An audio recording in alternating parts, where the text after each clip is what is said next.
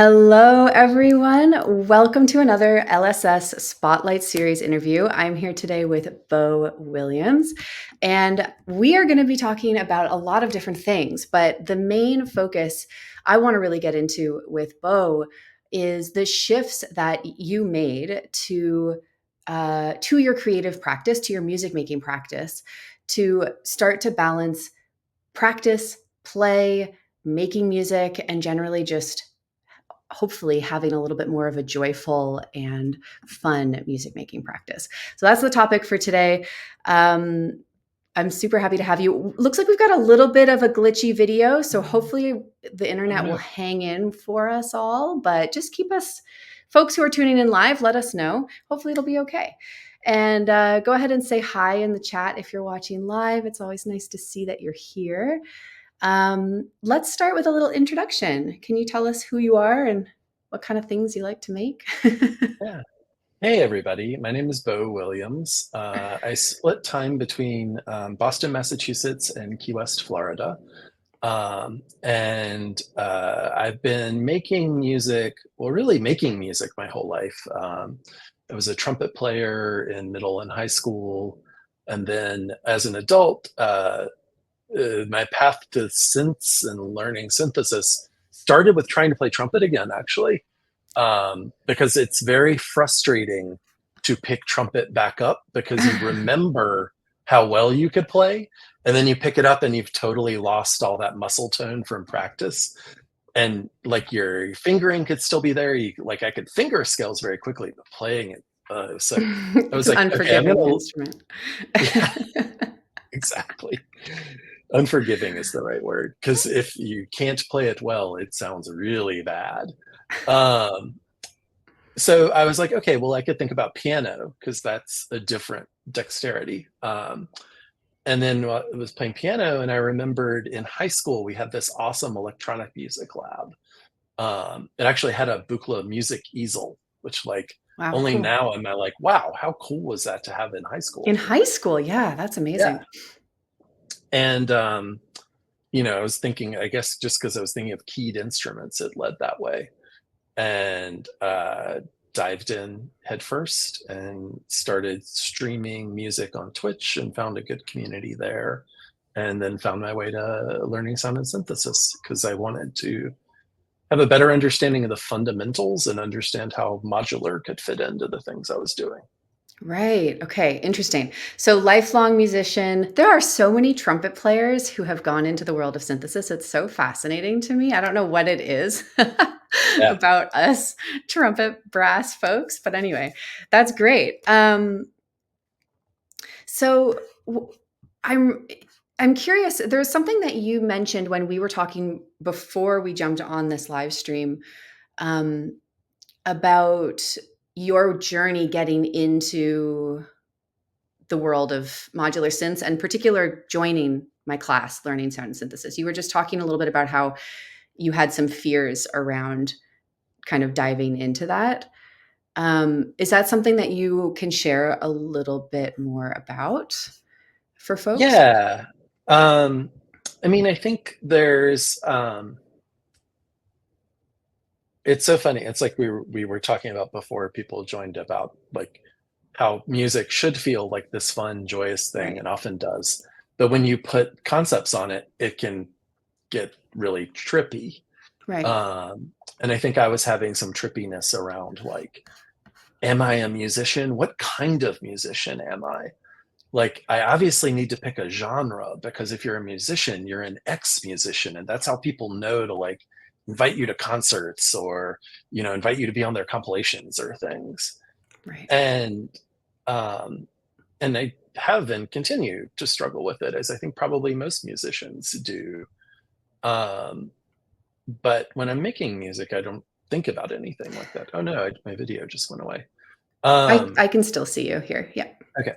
When I'm making music, I'm just making music, and I Yeah. think that's um, in your course, that's something you emphasize over and over, and in all your teaching is like just make music. And Right. also, it's nice because it's a verb. Like you can argue about what a musician is all day, Sure. but the verb's a lot harder to argue with. Yeah. I'm so happy that you brought this up because this is something that is so common. Like I can't tell you how many folks I talk to who, either enroll in learning sound and synthesis or are thinking about it, but are just getting in their own way thinking, well, I'm not a real musician or I'm not a composer or you know, I don't know if I belong here. And it's just like, listen, if you like sound and you like music and you like playing with sound and you like playing with putting them together and making music, you're a musician just as much as the next person. There's a million Mhm. ways to do music, and you don't have to be a touring, performing musician to be a musician. You don't have to have a record label to put out an album or any of these things. Just, if you've got a spark to be creative, follow it. Just do your Yeah, thing. yeah, Yeah. exactly. So how was that process for you? How do you feel? You said you're still kind of working through this, which makes sense. These things kind of take time, but is there anything that has changed for you or that you have found helpful kind of working through those feelings of like, am I a musician? I think like something that's been really grounding is just coming back to making music and honestly like um when your brain can get there, having the thought when you're caught in all those things, having the thought of like, you know what, I'm just gonna go make some music. Right. Like it's such a good way to like just push all those clouds out because you're you're just like, well, I don't know what this is, but I know that it sounds good and I like it. That's So perfect. yeah. Yeah.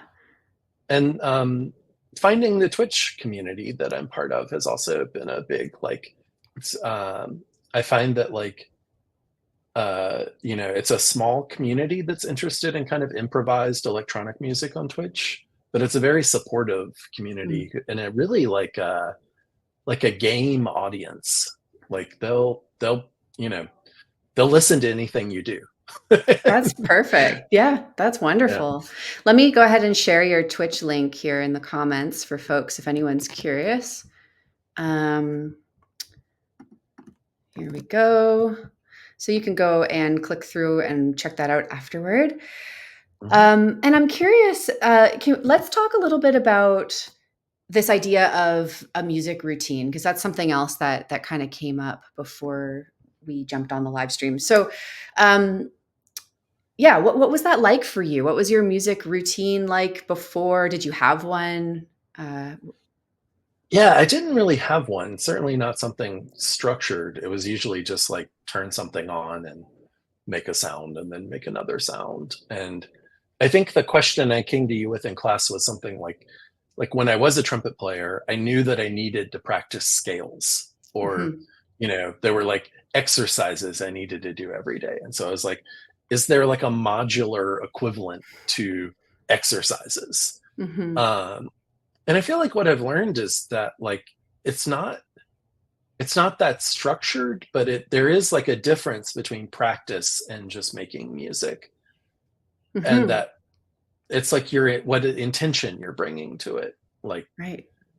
and so now I think of practicing being like I'm gonna just like start from a blank slate and make a patch, Mhm, or I'm gonna like take this patch and tear it down and like try to remember some things about it. And there's like something I learned from you is that and I found this to be true. It is like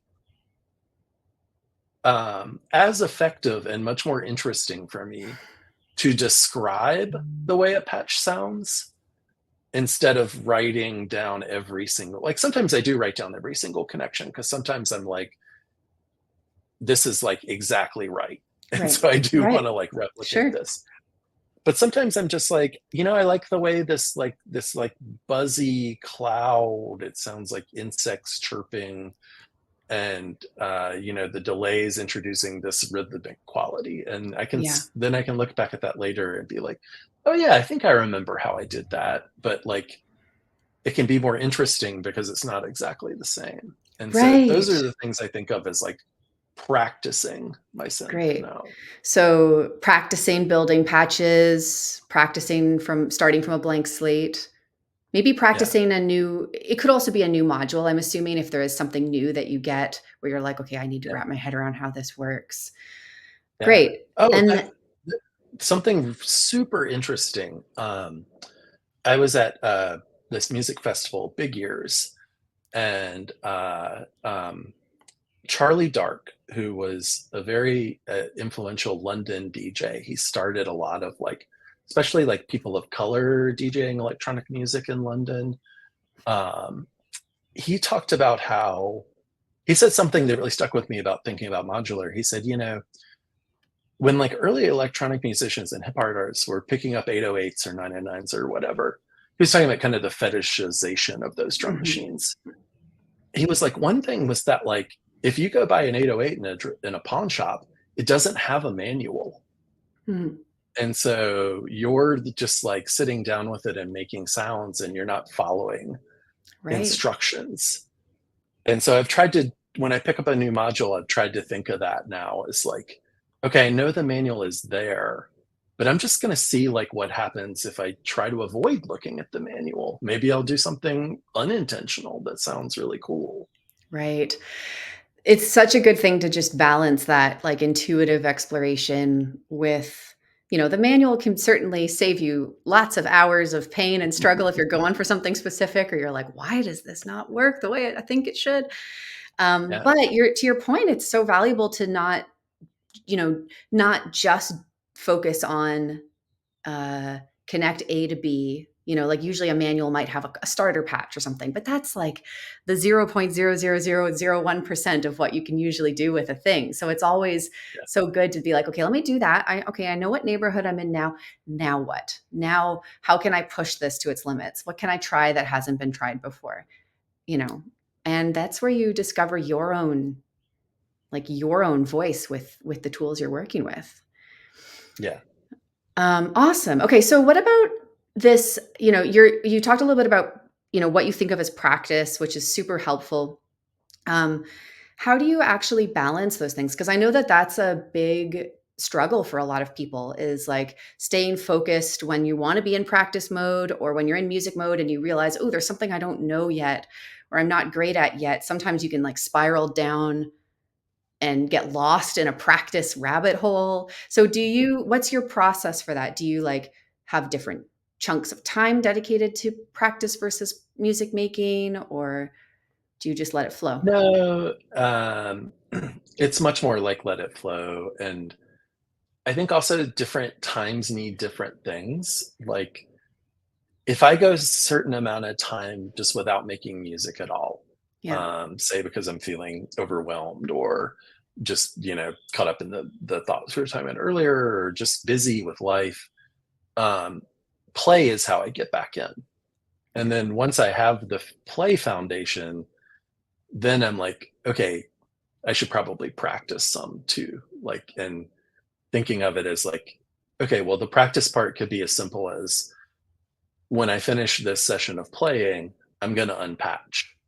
So Mhm. next time I sit down, I'm going to have to patch and either, and like maybe leave a little note for myself, like try to make that sound you made last time instead of just sitting down and making something from scratch. Um, when I was getting ready for the gig I played last year too, you gave me some really good advice about preparing for a gig, which is practice things going wrong. Like, Yeah. and so I try to do that as well, especially thinking about streams. Like, okay, like just look at this patch. Like, well, I've got like a bunch of chords that are really close to this tuning knob. So I'm going to Yeah. practice just like yanking that tuning knob way over and Yeah. recover from it and have that muscle memory of like, Great.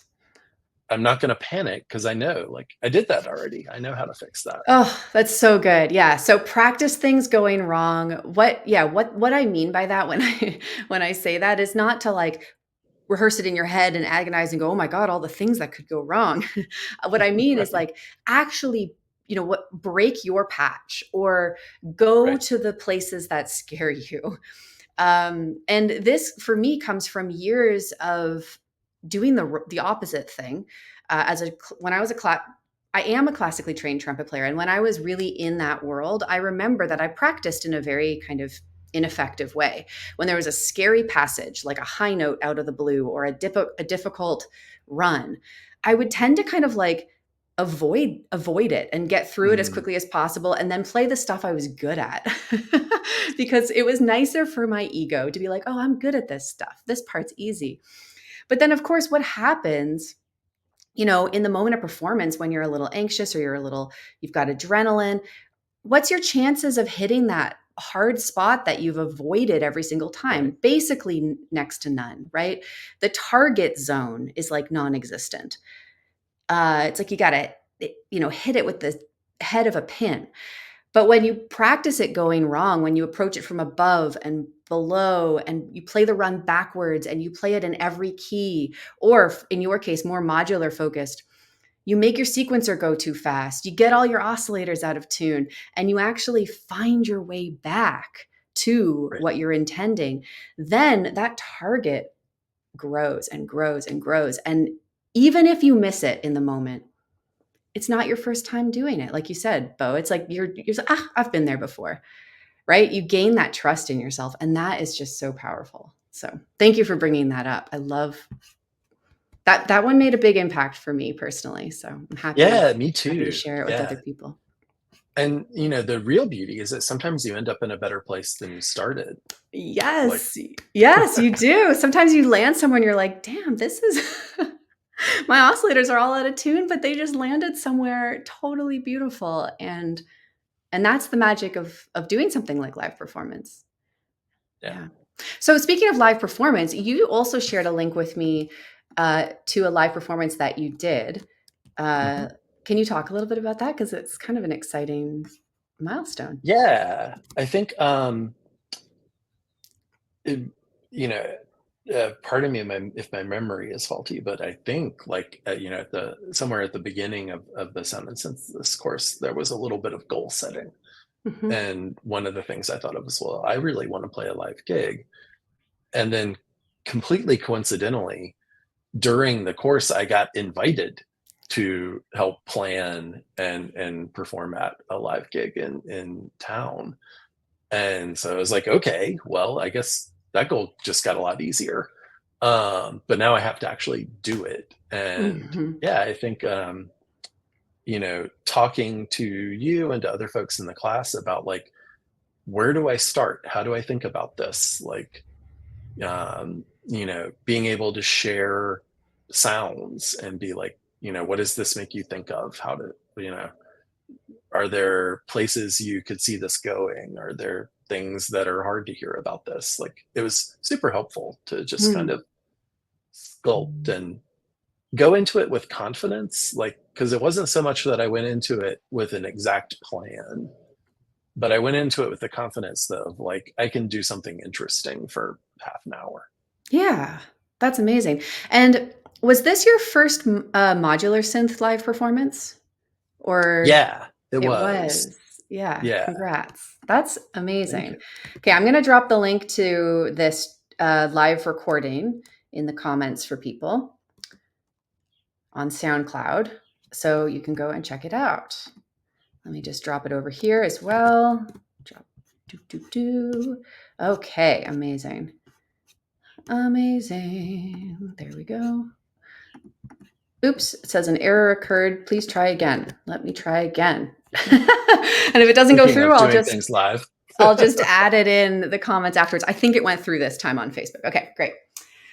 Well, huge congrats on that. I mean, that takes a lot of Thank you. courage and a lot. I mean, that's just wonderful. So, what's coming up for you? Do you have um, more things on the horizon that you can tell people about? Yeah, I think I'm always trying to get on Twitch as much as I can. So that's definitely a place. And um what I love about that is that it's a place where you can just show up and play. Yeah. I think it doesn't have, for whatever reason, maybe because you can't actually see people, it doesn't have the nerves associated, at least for me, even though it's a bigger audience. Like, it's crazy. I can Isn't do a that Twitch funny? stream and have like 50 people there. And I'm like, how long would I have to work at this in Boston to have a show that was just me and have 50 people show up? The internet is uh, amazing for those reasons. yeah. And I am trying to record some things. I have some ideas I want to work out that my brain and sequencers don't get along. So when I have ideas for things that need to be, multi-tracked or have different instruments doing different things in a very coordinated way, I approach that more as like, okay, I'm going to think about like recording some different tracks instead of trying to sequence all that. Great. And so, um, no promises on when, but that is something I'm working on. Awesome. Very, very cool. Well, that sounds wonderful. And if there's anything I can do to support you as you move toward that, let me know. Thank you. And just keep us posted. I think we're all probably really eager to hear more. I know I am for sure. Thank you. So I want to take a quick moment for anyone who's watching this interview, and if this is resonating with you, if you're curious about getting back into music, if you've taken a little bit of time away learning modular synthesis, working toward your first performance with electronics or anywhere in between, even if you are brand new to this. Um, I'm going to take a second just to tell you about my class, Learning Sound and Synthesis, which is what Bo was enrolled in. And I'll put a little thing up here on the bottom of the screen, soundandsynthesis.com. If you're curious, you can go there and join the waitlist for the next round, which opens in August of this year. I open it 2 times a year. And once you enroll, you have lifetime access to the entire course and the community. So you can go at your own pace. You can come back to things whenever you need. There are folks who enrolled years ago who still come back to the community calls. And honestly, it just gets more vibrant and more supportive with every single cohort because the alumni keep coming back around. This class will teach you everything that you need to know to make music with modular synths. Whether you're working with a Eurorack, a semi-modular, if you're working with VCV rack or another kind of virtual plugin synth, you're going to be guided through all of the fundamental tools, all of the techniques, the history of modular synthesis, and a lot of musical application as well. So it's not just the how-to of how to plug things in, but how to turn your sounds into songs, and how to think creatively and kind of work your way through some of the common mind traps that can come up along the way, and The all of brain that. So worms. the brain worms, I love that. So if that's interesting to you, you can go ahead to go to soundandsynthesis.com and get yourself signed up for the wait list. That's just going to mean that you'll be notified as soon as enrollment opens in August. And if you're not sure if it's the right fit for you and you want to chat, just send me a DM. You can let me know about your musical goals, and I will help you evaluate whether it's the right class for you.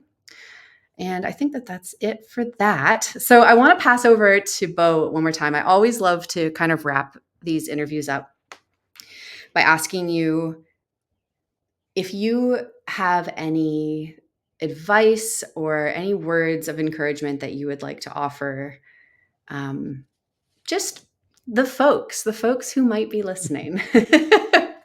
Yeah. I think, something I always come back to is the idea of like taking a first action.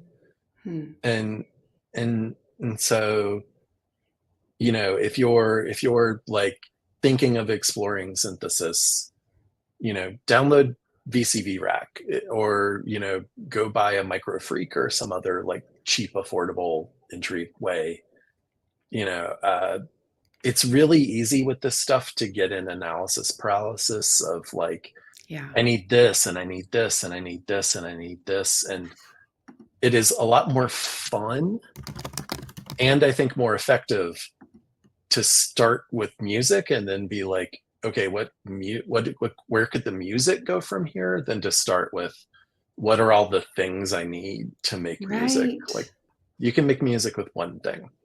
Yes. Yes, you absolutely can. That is such good advice. I'm just floating the link vcvrack.com here on the bottom of the screen. No sponsorship, just a lot of love for what they do because it's free. It's amazing. Yeah. It's a virtual modular synth software, if you're not familiar with what it is, that emulates the workflow and the sound of physical hardware modular gear, runs on your computer. There are thousands of free modules. I use it to teach all of my classes. And it's just an awesome place to start. So yeah, thank you, Bo. That's so good. That first action, you're right. We can get so stuck up like in, is this the right first step? Is this the right path? Do I have all of the things lined up I need? Do I have the right gear? And that can just keep us spinning. So Yeah. sometimes taking any first step is what we need to do to get the clarity of how to keep going. So good. Yeah. So good. Thank you. Okay, amazing. Well, I truly can't wait to hear more music from you down the line whenever you're ready to share. For everyone who's watching live, don't forget to go click on those links to go to Bo's Twitch. Let me just put this one up on the screen too so that people can see it in case the link's not clickable. Twitch.tv/botanical gardens with a 0 instead of an O in botanical. One day I'll find some botanical garden somewhere and I'll be like, you're not using this. Can you just let me have it, please? This is great. And then also the SoundCloud link for that live set. I think that's it for now.